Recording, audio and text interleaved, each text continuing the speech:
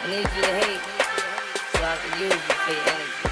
This is Real Sales Talk. Real sales advice from real sales practitioners.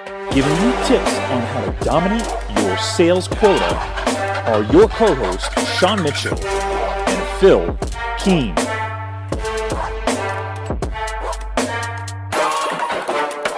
This episode is brought to you by Convertist. We are incredibly excited to have partnered together with Convertist, which helps SaaS and services run managed outbound campaigns for teams looking to drive new pipeline opportunities. For teams targeting mid-size and enterprise deals, Convertist integrates with CRMs like Salesforce to uncover actionable data in their sales processes, which enables them to find areas of improvement and double down on strategies that actually work. Benchmark the lead generation performance expected of a seasoned SDR and identify actionable areas of improvement in a sales process, all out of one place with Convertist. For teams looking to measure and enhance their performance of their sales funnel and architect a better revenue engine, cast an application to join the Convertist Slack group. It's at convertist.com/Slack. That's Convertist, convertist.com/Slack, SLACK. What is going on, Real Sales Talk family? We have very special guest here today for episode 100. Sean, the big one. We made it to 100. And for all of you that didn't listen to episode 7 of this season, sadly, this is our last. But it brings the topic full circle with two of our really good friends, Morgan J. Ingram. I had to get the hands first. They were already in the air.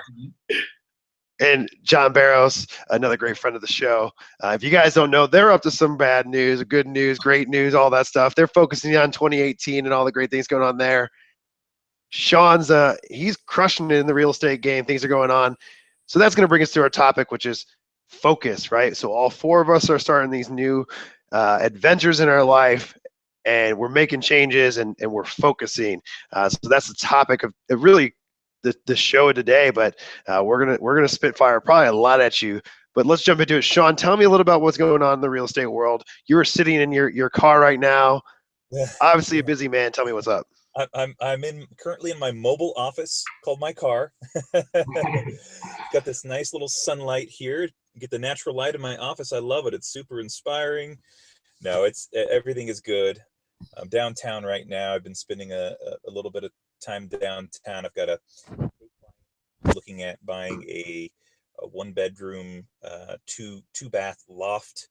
And there's a lot to choose from here, and there's some really cool stuff downtown. This one that we saw yesterday was built in 1886, listed for $589,000. So compared to Boston standards, that's probably a smoking deal.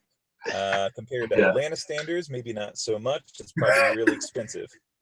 Yeah, if you guys have not been following Sean on Instagram or Facebook, like, he just posts good. I always enjoy the stuff you're posting. It's amazing houses in the Denver area. You have to check it out.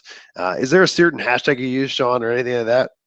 I mean, I'm using Denver stuff like Denver and 5280 and lower Denver. Nothing special. You can just check me out, Sean Michael Mitchell. That'll probably get you to where you need to be.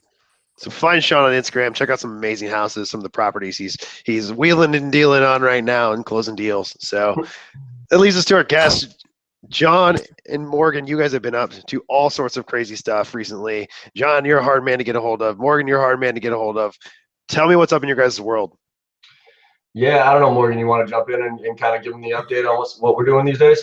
Yeah, so I'll start off. So it's been, ever since I started on the 15th, I was already traveling. Like, I was already in Boston, and so it kind of was like really like it's time to take off. So it's been a lot of crazies thus far. Biggest project that I've been working on is the ICP project, which is trying to figure out, okay, like, what personas are we going after? What industries should we be targeting? Who are people that we need to be looking out for, just from like a influencer standpoint, and then also like what are some key people that are also in the buying process that may not be part of the top 5 personas that we're going after. So that's been like my main project thus far. Also been building out my top 25 accounts, prospect list, and really understanding the Jay Barrows messaging. And, what I tell people, I think the biggest difference is that, when people would ask me about Terminus, like I could tell you like in 10 seconds what Terminus did. Like I understood like the unique selling point, and I'm still trying to figure out that for myself with Jay Barrows, and like, how do I sell that and say like, oh, this is John Barrows, but it's Morgan Ingram. So that's something that I've also been, I think that's a challenge, but also something that, we'll figure out, when 2018 comes, we'll be able to solidify that. So those are just a couple things that have been going on, and it's been moving fast. It's been moving quick, but it's good. What's it feel like to get back on the phone and hammer the phone? So I haven't hammered the phone yet. Haven't yet. So we're still building. I'm still building some stuff out before I get there. But I have been on actually some sales calls, and it's just been different because I've been leading a team for a year, and now I'm back like trying to solve solutions. But the biggest advantage I think for me is that the training is what I'm selling, and then I'm using the training to also help me like during the sales cycle. So all the summary emails that John has, all the brief shared agendas that I do before the calls, those have helped me actually integrate myself better in the role, and I actually feel way more comfortable if I kind of was just thrown out there, like some boot camp that I would do or something like that. That's awesome. So John, tell me a little bit about, I love what he's going through with the shared agendas, like that's focus in the sales process, like laser line focus. But talk to me first maybe about why you brought Morgan on, how it helped you focus, and then let's go into more tactical execution from a sales side. Yeah, so for me, I came to a realization, and so we're going into the new year here, and I'm all about planning and map it out. And I always tell people, map out what your life plan is, 3, 4, 5 years out or whatever. Like, where do you want to be personally? What kind of lifestyle you want to live, and then figure out what kind of money you need to make to be able to address that lifestyle, and then back into the numbers from there, right? So then, like on a daily activity standpoint, what do you need to do?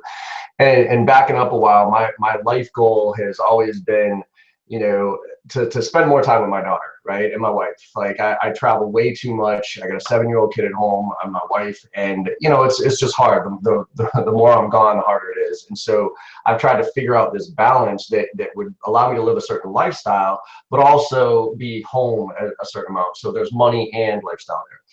I hit the revenue goal, and I've been trying different plans out over the course of the past few years. And my online stuff to try to drive down my on-site stuff, and it's all worked out really well, but none of it has actually, from a revenue standpoint, it's all worked out really well, but none of it has actually reduced my travel. And so I finally broke down about a year ago and said, you know what, I think the only way for me to really ultimately get off of a plane and have a little bit more of a balance is to hire somebody. And so I could focus on other things. So again, the theme of this podcast being focus, so that I could focus on scaling my business as opposed to, working on instead of in, that whole thing. And, I identified Morgan as somebody that shared a lot of the same values as I shared. He's done a fantastic job building his own personal brands. And that is, he pretty much personifies what I train from a brand building and social selling standpoint. And so we connected and we brought him on board here, and I got him on a slow ramp. He asked about is he hitting the phones yet? And no, because I'm being pretty methodical with the way I want him to be brought on board, because now he's representing my brand. You know what I mean? So the challenge for him is, how do you sell, not Morgan, you sell Jay Barrows, right? But other training organizations have done this. Sandler's done it, Miller-Heim. Pretty much any training methodology is the name of a person, right?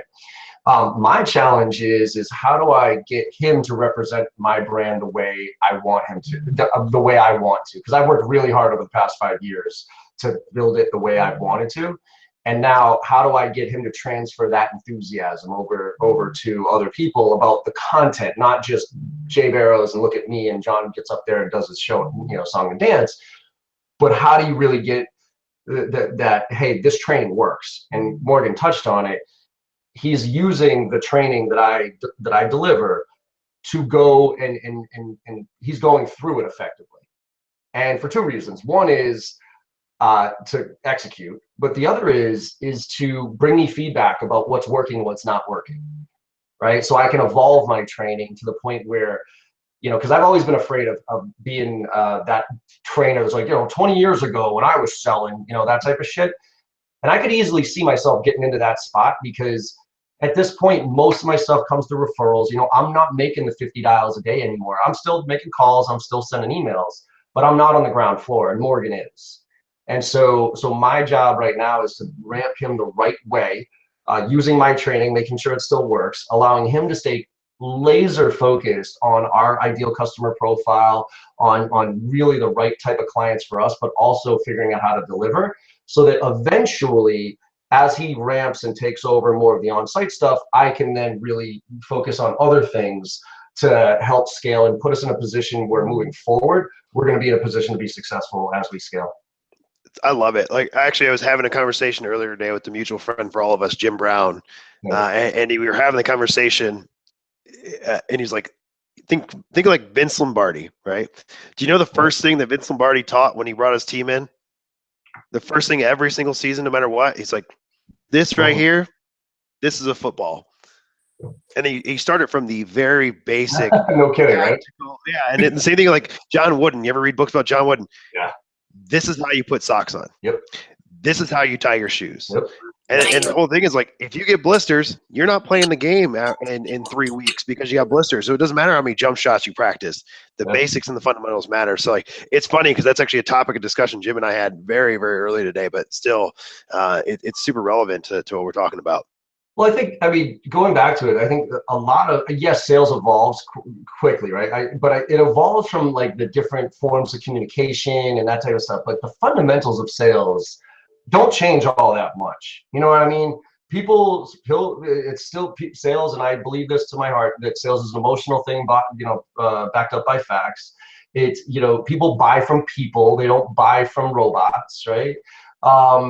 And so the structure there, the fundamentals of, that's why, for instance, Dale Carnegie's book, How to Win Friends and Influence People, will never, in my opinion, go out of style, because it's always going to be relevant. There's a human connection there that at its deepest root makes sales what it is and makes relationships what they are. So, right. I think I read How to Win Friends and Influence People, and I think it's a critical book, I think, overall, because it teaches you like the fundamentals of like what it takes to actually build those relationships. And then also it shows you like how to actually like network and get yourself out there, which I feel like, today, like a lot of sales reps don't take the time to do that. And I know that, you talked about today, John, and Make It Happen is time to do personalized connections. Like, I have quite a bit. I know a lot of people probably have a ton, but like I scroll through them and the majority of them are like not personalized at all. So it's like, your prospects aren't going to take the time to be like, oh, that person's profile looks cool. Like they're going to be like, no personalization, move on. Yep. That's kind of how it happens. Yep. How do you, John, as a leader of a company, help your employee or employees focus? Are there some guidelines that you give them, some structure that you put in place to set them up for success? Yeah, it's interesting you brought this up because, I wrote a post on this about, one of the reasons, when we did this, when we did the press release for this, everybody talks about all millennials, they got to learn from us, because they're trying too hard, they don't know what they're doing. And I flipped it around and said, yeah, okay, there's plenty of that they can learn from us, but we also got to learn from them. And so that's why my lens of this whole thing with Morgan has been, all right, look, let me share with you what I've learned over the past 21 years, but also let me get feedback from you so I can learn what's working and what's not working these days. And one of the things that was funny was, the first week or the first month, and Morgan, he kind of alluded to this, it was a whirlwind. Like, he started October 15th and I had him up here 15th, 16th, 17th. And then we went to, then he flew 3 places with me. Then we went to Dreamforce. And then, so like the first month was absolute bananas. Holy shit. I did that on purpose because I wanted to let him know, like, dude, this is what you're getting yourself into. Like, if you can handle this, like, I think you'll be all right. But then after that first month, I was on the road. I've been training nonstop since then. And I didn't, and so he's been in Atlanta by himself, you know what I mean? Just kind of chilling. And I remember a couple of weeks ago, we got on the phone just for our weekly checkup. And I was like, hey man, how's things are going? And he's like, yeah, he's like, I'm good, but I just don't feel right because I just don't have, at Terminus, I was very, structured, and I had, and I remember one time when he was talking to me about his day at Terminus, or actually I brought him on a training and I was like, Morgan, could you walk me through what your day looked like in front of everybody, that, kind of get him in front of people? And I was like, could you walk me through your day? And he was down to the minute. He was like, okay, from 8 o'clock to 9 o'clock, I did this. And from 9 to 9:30, I did that. And I was like, okay. And then when I went fast forward, I was like, how's it? He's like, yeah, I don't feel like I'm really, I don't have my groove yet because I didn't give him structure and so like a focus. And so that's where we work together to say, okay, here's a bunch of things you could be doing, okay, like for an hour in hour chunks. And I believe you do things in hour chunks, right? Because you get an hour is enough time to get momentum, to learn something, but 2 hours, 3 hours, 4 hours, you start to lose focus on it. So for an hour we can stay focused. So we came up with about 10 different things that he could be doing during hour chunks. I said, all right, now use that to go and map out your daily schedule. And Morgan, jump in here as far as how that shifted, kind of what you were, kind of where you were for that couple of weeks where we didn't have too much to where you are now. Yeah, so it was kind of, I think it was, I don't know if this is a quote, but I've heard a lot of people say this. It's like, you could say like, oh, I'm really busy, or you're like, I'm really productive. So I feel like when I came back from Dreamforce, I was really busy, but I wasn't really executing like 100% on activities that I should have. Like I was getting stuff done, I was doing it, but I wasn't doing it like I was at Terminus, or even like when I ran a company back in college. Like I was very, very structured and I had process. And within that structure and process, I could actually execute on the actions like at 100%. So after John and I had that call and he threw out a couple ideas, I've been, I'm still getting there, but I have a schedule that's pretty structured for the most part so far. And it allows me to really focus in on stuff in an hour's time. And I'm getting a lot more done. I feel like I'm being more effective, and I'm actually getting through a lot of checkpoints throughout my day that normally I wasn't really getting to, or I was being kind of lackluster on it because I was just like, okay, like I guess I'll just do this today. So at least my standpoint, like that helps me out a lot. I feel like most people don't like having a schedule structure because I think society's mentality is to be like, oh no, I'm a free flowing person. Like I can do it whenever I want. Like I don't need structure. I don't need anyone to tell me what to do. But at least for me, like I know I need that. And I think it comes into like an ego thing to say that, hey, I don't need structure. I don't need schedule. I feel like if you want to be successful, most people do, because people in interviews and they're like, yep, in the morning, like this is how I do it. During the afternoon, this is what I do. And I'm like, if these people who are, extremely successful at the top of their careers have a schedule, then like I can't be the person to be like, nah, I don't need it, because it doesn't make any sense. Yeah. Yeah, let's kind of build on that too, because I bet there's a lot of people that are listening to this thinking, I want to be more structured. This is one of my objectives for 2018. I want to get more stuff done. I want to meet those, revenue goals and personal goals for finances. Where does someone start? Is it making a list? Is it, organizing them into top priority, lowest priority? Where do you start if someone wants to make that resolution for 2018 to get things more in order and reach those goals?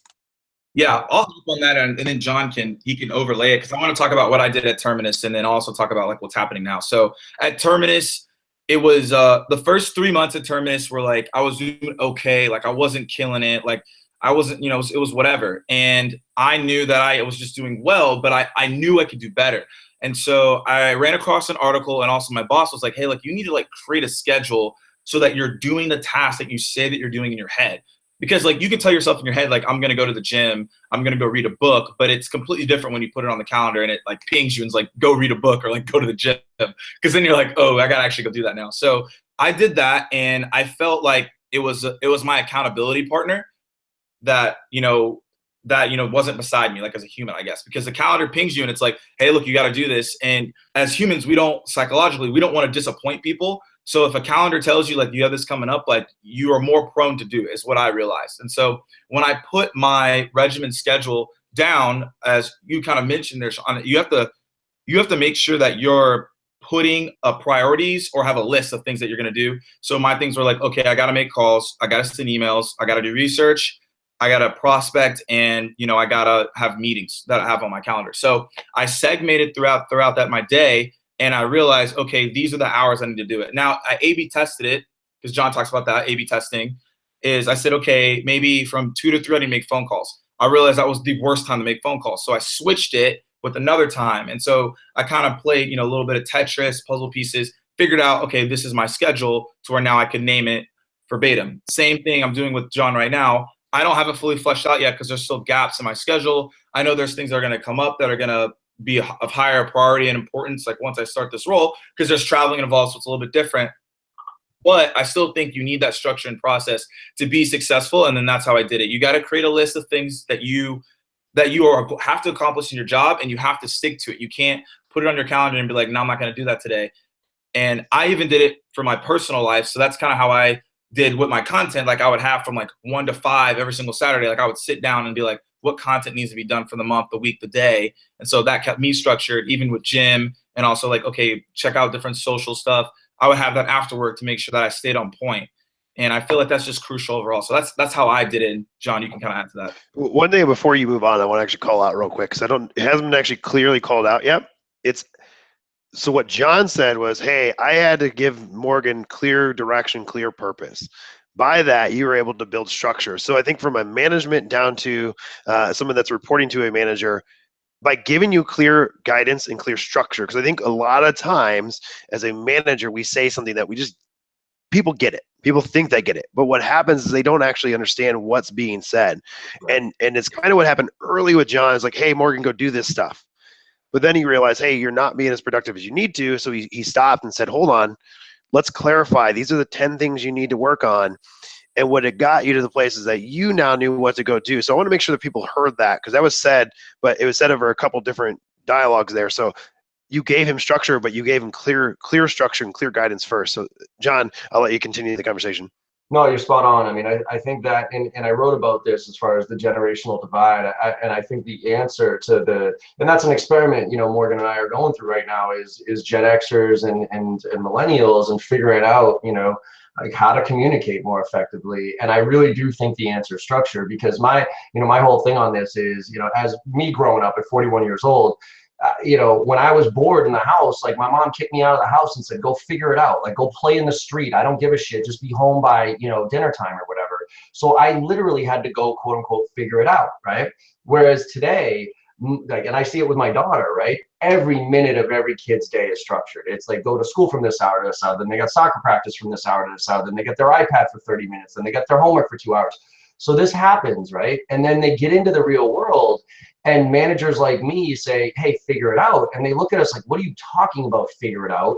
Like, tell me what to do. And the gut reaction is to like give like a script.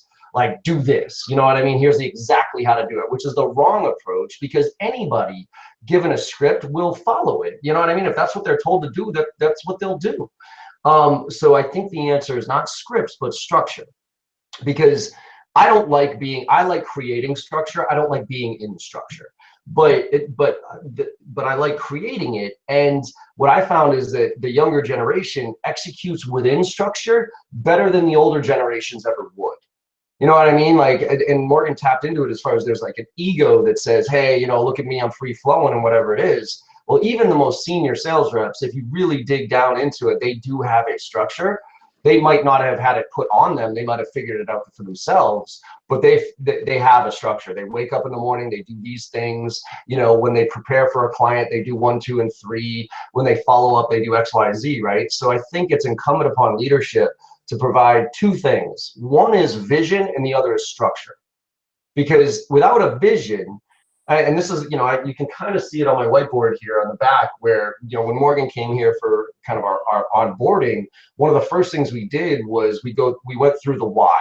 Like, why do I do what I do as far as Jay Barrows is concerned, right? Why do I do this training? Is it to make money? No. Is it to, is it because I want to be a thought leader? Absolutely not. It's because I fundamentally believe when sales is the greatest profession in the world when done right, and it's the worst when done wrong, right? And so what I want to do is I want to help elevate the profession in whatever way I can to make sales done right. So if you look at it, sales done right is the why. And then it goes down to, okay, well then how do we need to do that, right? And what are the priorities that we have as a business? And then, Morgan, what are your priorities so what are the priorities of the bit? What's the why? What are the priorities of the business? What are my priorities as the quote unquote CEO of this business? And now, Morgan, what are your priorities and how they align with mine and how they align with the why? Because I think once you have that, Now you can talk about techniques and tactics and numbers, because it all flows into that, and you can keep having this guiding light to go back to say, is it supporting what I'm trying to get accomplished? Because if it is, keep doing it. If it's not, do something different. And I don't think enough leaders really align a rep's or an employee's priorities with theirs in the business to help them understand where they fit. Because otherwise, if you don't do that, then you're just going to get sales reps doing their job.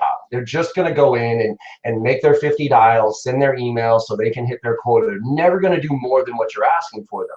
And I need Morgan, for instance, to do way more than just bring in a certain amount of money and go execute on a certain. I need way more than that from him to help me evolve and stay relevant and help us achieve our why.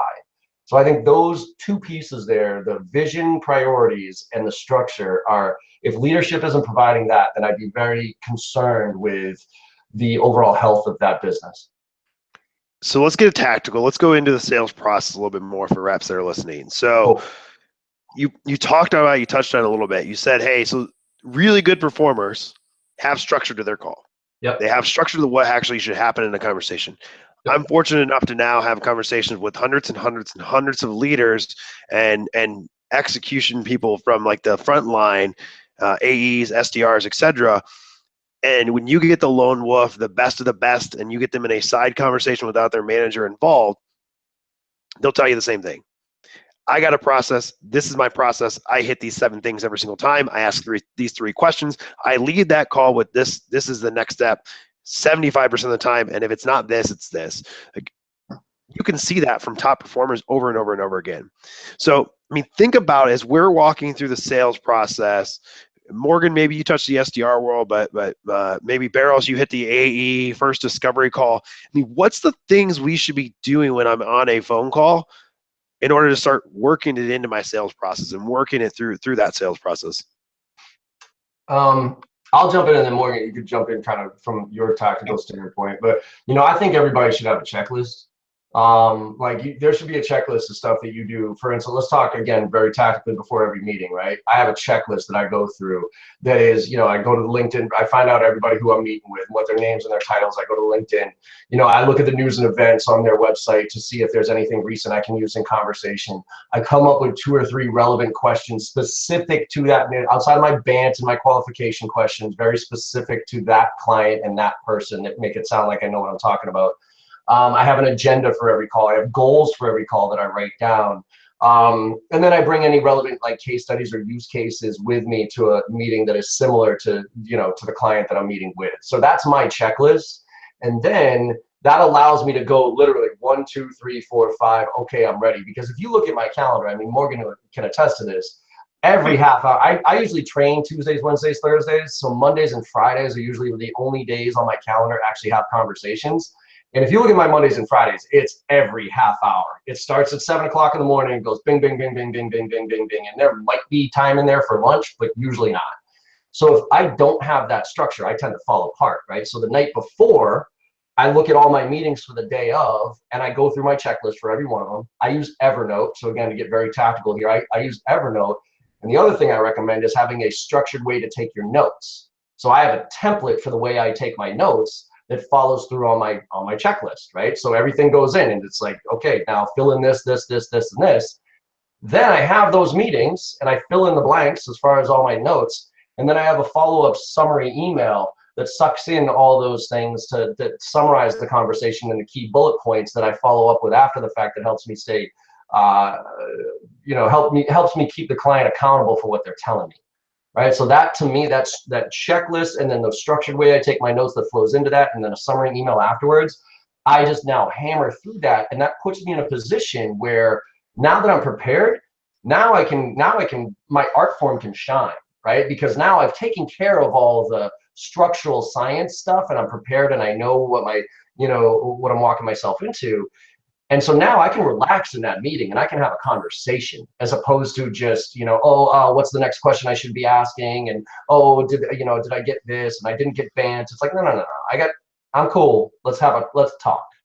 And so that's tactical execution on a qualification call and a meeting call that I think everybody should put together. So I want to pull one thread there. So I actually just spoke to an AE you trained recently, and that was the one takeaway he had was that summary email, or one of the takeaways he had. Yep. So talk about more about that context of that summary email. What's the goal of it, and what would the body copy look like? What's the CTA look like? So I'm curious for myself more than anything. Yeah, no, it's my favorite nugget out of all this training. We train in nuggets, like tips and ideas as well as structure. But that summary email has been probably the thing that's made the biggest impact on my career, because what happens is, when you and I have a conversation today, say you're trying to sell to me, right? It's not that I'm lying to you. Like, hopefully not. It's just as soon as we get off this phone, my boss comes in and changes my priorities. Your competitors come in and talk to me about something totally different. So now 2 or 3 weeks later, it's like you could be selling us something that's completely irrelevant at this point. And for you to try to remind me what we talked about 2 or 3 weeks ago, shit, I barely remember what I said 2 or 3 minutes ago. Forget about 2 or 3 weeks ago, right? But if you have it confirmed in writing, now you got something to hold me accountable. So the way it works is, and by the way, you have to let them know this is coming. If you don't let them know this is coming, the response rates drop through the floor. So after a good call with somebody where there's some next steps, you say, hey, thanks so much, Phil. I really appreciate the time here. Some next steps and action items.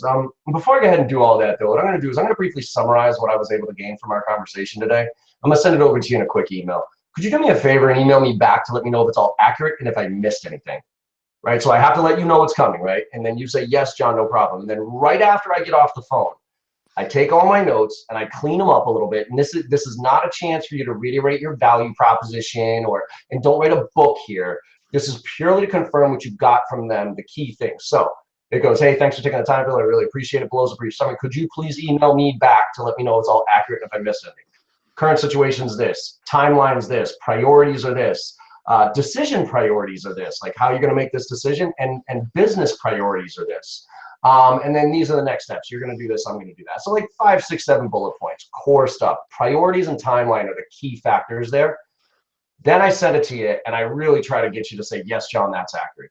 Because now that once you give that back to me and say, yes, John, now I got something to hold you professionally accountable for what you're telling me. So say we have a follow-up call on Friday, right?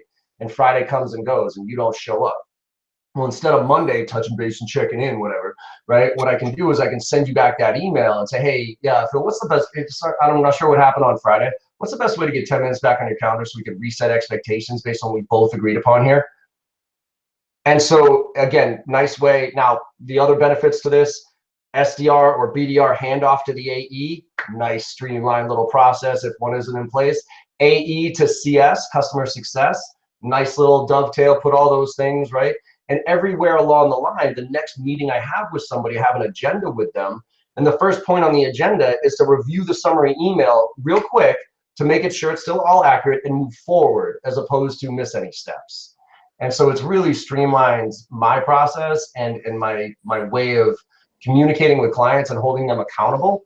And also just not forgetting shit, right? Because I forget stuff all the time, right? Awesome. That's super tactical. You guys, you've got to go back and re-listen to that if you have not. Pause it, slow back down, capture notes. Like, that is gold. Thank you for going in detail there for sure. No problem. John, you've got a sales journal that covers some of this stuff, right? Yeah, we put this one out. I appreciate that. So we put out a Kickstarter about a month ago because what I realized was there was no notebooks out there for sales reps. Like, there's all these motivational notebooks and these goal setting notebooks, but there's no notebooks really out there to help sales reps be structured in the way they take their notes. So what I did was I took the structure that I really just outlined there, that template that I have in my Evernote, and I created a notebook. I got an example of it here. We're waiting for them to be shipped, but and all it is it's this, and you open up the page. And the first on the left-hand side is that exact structure. Yep, there you go. Morgan's got one too. And then on the right-hand side, it's the way to take notes, and then that should port right over into Salesforce or whatever CRM you're using to put those notes in there. But it's the way to help people again stay structured in the way they're taking notes so that they're not all over the place. My experience with sales reps is that they're literally are all over the place in the way that they take their notes, ask questions, and all that stuff, and they tend to ramble and miss things and forget about stuff. And all I'm trying to do, again, to the original point, is put some structure to it so that we can figure out how to get better. where's someone find one of those? I would imagine you've Yeah. met your Kickstarter, but can someone get their hands on one still? Yeah, we have a. I'll send you guys the link so you can attach it here because you can pre-order these. But it's shop.jbarrows.com. So if you go to my store, if you go to jbarrows.com and then hit the store, you can pre-order them. They're getting drop shipped here at the end of December, and we're going to start shipping them out in January. So they're great, by the way. They're a great sales kickoff gift. If anybody's interested in getting gifts for sales kickoffs, they're a great gift for your sales kickoffs. Love it. So Morgan, tell me a little bit more about the SDR. So we'll get tactical at least one more time here, and then we'll probably say our goodbyes, but we'll go from there. So Morgan, tell me real quick, like SDR kickoff, like you had a good call, like how do you set that focus in that call, and then how do you get that clear step that goes to the next step which is talk to an account executive typically? Yeah, so I think this is actually where most people fail, and I feel like this is where you really can just be an average SDR from a really great SDR. So I'm going to go back to like the process of the schedule. So like if I had calls from 9 to 10 o'clock, right? And I actually had a good conversation with someone, but they're like, hey, like send me a follow-up email, right? What most people do, because I've done this before and it's not effective, you're going to stop. You're going to go find that person's email address, whether you're using SalesOff or whatever you're using. You're going to go craft up an email, and you're going to take probably 20 minutes to make sure it sounds really good so they respond to you. And then you're going to send it. And then John already knows what's going. You're going to stand up. You're going to go talk to your team because you're excited. You actually someone answered the phone and you actually had a conversation. You're going to walk around your entire building because it's an open office. You're going to chat with everyone. And then you wasted an hour and a half. Right? Like by just one email, you just wasted an hour and a half. So I feel like this is what I did is when I had a good call, all I would do is copy and paste the email. And then I would just put that email in drafts, and then I would just close my email, and then I would go back to calling. And I knew I was good because I had the, Sales Office little option. You can put your notes in there. I saved it, and I just knew, okay, I just got to go back to Sales Off, go find the notes, and just copy and paste it inside the email, and then just do my regular draft email that I had as like a template. So I would just template, boom, I add myself in there, and I could do it after the calls because it goes back to the overlying theme of what this conversation is about focus. If you deter your focus away from you making phone calls and you made one good call and then all of a sudden you're doing like emails, it's going to take you a very long time to get back into the process of actually making calls. Like already pat yourself on the back that you're making those calls. Like don't ruin the process by doing something else that could wait to the end of the day. It's not like someone is like in urgent care and they need the email, they're going to die. Like that's not happening. So just go ahead and just wait on that so you can do it later. And so I feel like that's where people lose their handoff process. And also another thing that I did as an SDR is I asked the AEs, like, what are you guys looking for on your demos and opportunities? Now, this is more applicable if you're on a 1-to-1 or 1-to-2 SDR AE basis. We were on round robin, so sometimes it didn't pan out the way that it could have panned out. But I just tried to figure out, what does the AE want on the call? Do they want me to figure out what the ACV? Do they want me to figure out what the average deal size is? Do they want me to figure out like what technologies they have? Or do they want me to get a certain title on the call? Do they want me to be like at the end of the call to be like, hey, I know that you're interested in this solution. Is there anyone else that we need to add to the calendar invite? Those are things that you need to be asking, and those are things you need to figure out, because what I found out is I asked every single call, like, is there anyone else that we need to add to this call to make sure that this call is beneficial for you and for my account executive? And majority of the time, they'd be like, oh, yeah, we need to add, like, Tom to the call. Or, like, yeah, we need to add Catherine to the call.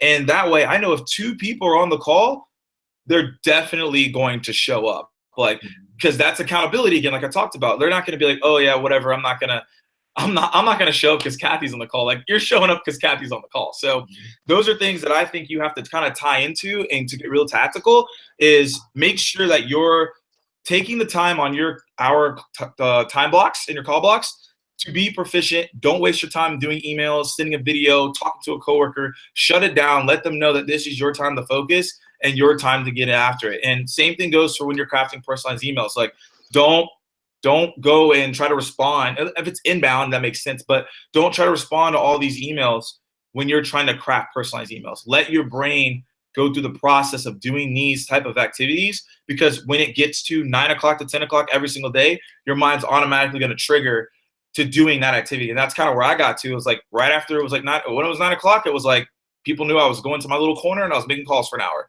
And no one bothered me because they knew that was my time. Like, it's like, Morgan, like, no, stay away from me. It's time for me to make calls.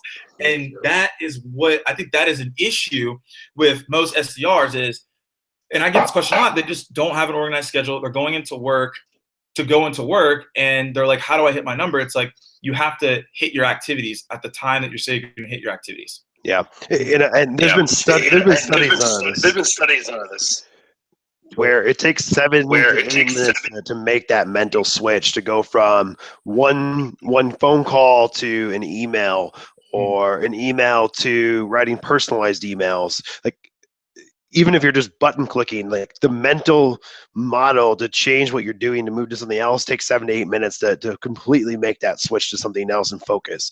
So imagine going back and forth. That's a minimum 15 minutes that you're wasting at minimum. And then if you're someone like young Morgan who walked around the office in your open office environment, now all of a sudden 3 hours are gone. Like, think about that world, right? You said it yourself. I'm just calling you on it. I love you, dude. You know. No, look, I've gotten lost before. But Phil, your point's on point. You know, the whole idea of focus and momentum. I mean, I think that's where, because I think I read a similar study where, you know, once you have momentum doing something, and sales is about momentum. Let's put it real, right? I mean, when things are going well, things seem like they, you know, that's why when you close a deal, you shouldn't get around and go for a victory lap, like make another phone call, because that feeling transitions, right? And so, but that momentum is a killer if you stop it, right? Because 7 to 8 minutes, I heard 14, whatever. Regardless of the number there, when you're doing something and you stop for any reason, it takes a minimum of 8, 7, whatever minutes to get back to where you were. So that's why when you make a phone call, then send an email, then, you know, grab some coffee, then make another phone call, like, you're not being productive. And there's, you know, people talk about being a good multitasker. I'm going to tell you right now, if you say you're a good multitasker, you're very inefficient in what you do. Right? There's actually a book on this one called The Myth of Multitasking, where it talks about how the brain can't focus on more than one thing at the same time. It can make your body do a bunch of things at the same time, but your brain can't. It's called task switching. And what it does, it talks about is how your brain, it switches tasks. It just switches them so fast you don't recognize it. But the problem is every time your brain switches a task, it loses time. So the more tasks you do, the more time you lose, and therefore the less focused you get, right? So I think that's why I'm a big proponent of doing things in hour chunks. You do an hour's worth of this activity, then give yourself a 15, 30-minute break, and then another hour's worth of that activity. And then you can gain momentum, you can learn something, and you can really be super efficient. And I'll make one more point on this. I work from my house, right? I think most of us do or have at some point in our careers. I was very nervous and when I left the office environment and worked in my house, because I'm like, oh shit, I got so many distractions around here. I got my TV, I got my, I got everything, right?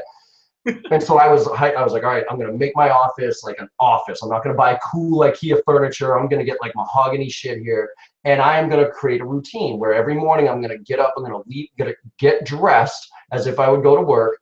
I'm gonna go out, I'm gonna get my Dunkin' Donuts coffee. I'm gonna come back here and I'm gonna have a structure to it. And when I tell you the first day that I worked from my house and I was structured like that, I got more shit done by lunchtime than I did in a week at the office. And I remember sitting there at lunch going, whoa, like, wait a minute. And it really highlighted how inefficient we are in the office and how disrespectful we are of people's time in the office. And that's the one thing I will, I know we're wrapping things up here, but the one thing I'll really try to impart on people here is in the office, come up with some type of system that allows you to stay focused for periods of time. When I did this with my previous sales team, I used to have red flags and green flags on their cubes. Like if a red flag was up, that meant they were doing something and they were focused on doing it and you couldn't go interrupt them. When the green flag was up, then you could go talk to them. Obviously I had to have some conversations with reps who just left the red flag up, but that's not the point. It's like you can do the same thing with headsets, right? Like you have a headset on, and when the headset's on, that means you're focused doing something, so you can't interrupt that person. But when the headset's off, you can then go have a conversation with them. So something to respect the time, because that's why I think reps, I can get more done in a half a day than most reps get done in an entire week in the office. And I guarantee you that, by the way. Love it. Love it. I think those are great final thoughts. Before we go ahead and wrap up the last episode of Real Sales Talk ever, maybe, maybe we'll bring it back. I don't know. But where can people find? Most people already know you. They know who you are. But where can they find you? Where can they find the Sales Journal? How much is it? And then if they like what they're hearing, where can they hire you? Yeah, so first of all, I really appreciate you guys. We've done a couple of these. I know Morgan's done some with you guys, and I've done a few of these. So I really appreciate you guys having us on here, especially on the 100th. It's an honor to be kind of the potential last one. We might revive it here. But yeah, I mean, I think the easiest way is to go to jbarrows, jbarrows.com. We got all of our stuff on there, Morgan stuff, my stuff. You can hit us both on those areas. And then I know Morgan can give you his kind of SDR Chronicles and stuff, but the store, I just do want to throw it out there. The journal, I think it's something like $15 or something like that, but everything on our store, 100% of profits go towards charity. So I'm donating my proceeds to a veterans charity that my mom works with. I know Morgan can talk about the charity that he does, but 100% of the profits go to charities. So that's why we're trying to put stuff out there that'll add value to the sales, overall profession of sales, and help get sales done right. But we're also trying to do right by because I think we're in a pretty fortunate position where we are in our lives and our careers to be able to give back. So hit up jbarrows.com, check out the resource library. There's tons of free stuff on that. There's the blog, there's the LinkedIn profile, there's Twitter, there's Snapchat, there's all that different stuff. And Morgan and our goal is to pretty much give away as much as we possibly can from a knowledge standpoint. Yeah, we do have to charge a little bit, but every once in a while to bring us on site and that type of thing just to pay the bills. But we're really trying to, like I said, level up this profession and help get sales done right. So, Morgan, you want to kind of chime in on your SDR Chronicles and where they can find some of your stuff? Yeah, so SDR Chronicles on YouTube, that's where you can find the videos. I now just got it approved on iTunes, so now it is on audio. So I'm going to be cranking out a lot of different stuff there that was from the SDR Chronicles from YouTube if you're jogging or doing a workout or in commute. But there's also be some new stuff that I'm going to add as well, some insights that, like John told you, we're trying to force people to level up, especially because if you have been paying attention, the AI, I did a Snapchat on the other night. I freaked out because I went down the YouTube rabbit hole that you sometimes go on. You're like, how the heck did I end up on this video? I ended up on some AI robot video, and I saw this robot doing some crazy stuff, doing flips and stuff. And I was like, oh no, we're in trouble, guys. So I got terrified. I was like, imagine an AI robot that's just cranking out emails and doing calls at the same time. I was like, people got to level up. So SDR Chronicles iTunes, it's called the SDR Chronicles Auditorial Encounter. And the shop, as John says, 100% going to charity. The Make It Happen shirts are on there. Make It Happen stickers. Keep dialing shirts. Keep dialing stickers. The charity that I'm going to donate it to is called Power My Learning. It's outside of Atlanta. And what they do is they take old computers, old parts, and they help build computers, and they help build different type of processes and programs for people that are unprivileged, that just don't get a chance to get educated or learn about code or learn about, computer science or even learn about just tech. So, I was super fortunate growing up. My parents put me at a good spot. They put me in a good school. They set me up for success. And a lot of people don't get that opportunity. So that's the charity that I'm going to give it to. Awesome. So whenever you were talking about AI, have you guys seen the meme where someone gave them 2 handguns? They're like, oh, great, this is the end. And it's like a robot for AI. That's all I thought about in my head. I could just picture a robot with 2 machine guns in his hands. They're like, oh, shit, it's over. Yeah. Actually, I'm going to make one comment on that because we did do a talk on at Dreamforce about this with me and Doug Landis and Trish Bertuzzi. And really where I've come to with AI, and this is a closing thought for everybody here. AI and technology, if you don't evolve, you're going to die, right? Because AI is going to make good reps great reps incredible, and average reps irrelevant. It's true. And so don't be average, right? Because if you want to be average, stay average. I said that at Sales Loft before. I'll say it again. I'd rather be dead than be called average. All right, level up. Love it. Awesome. Sean, send us away, man. This is it. Well, I just want to thank you 2 guys. The reason why we wanted you to be on episode 100 is because you 2 were some of our most popular. John, the very first one we did, it was the best one, the most popular podcast episode that we've done in all 100. So in Morgan as well. We losing my connection here. it was our most popular episode. So we wanted to have you on to kind of go out with a bang. We really appreciate you. I can't think of, any more just classy people than you two. So big fans of what you're doing, and can't wait to see the continued success and as you guys take it to the next level and actually level up to the next level. There's a lot of levels. A lot of leveling So up. many levels. Way too. Multi-level. Cool. Well, with that said, Real Sales Talk family, thank you so much for being listeners of this podcast and fans of what we're doing. You never know, we may come back in a different form, something like that. But as for now, we're going to focus on Phil and I are going to focus on building our businesses and getting things off to the right footing. So thanks everyone, and maybe next time. See you guys later. All right, make it happen, everybody. You're done. Thanks for listening to Real Sales Talk, and a big thank you to our sponsor, Convertist. If you enjoyed this episode, go write a review on iTunes or any other podcasting platform.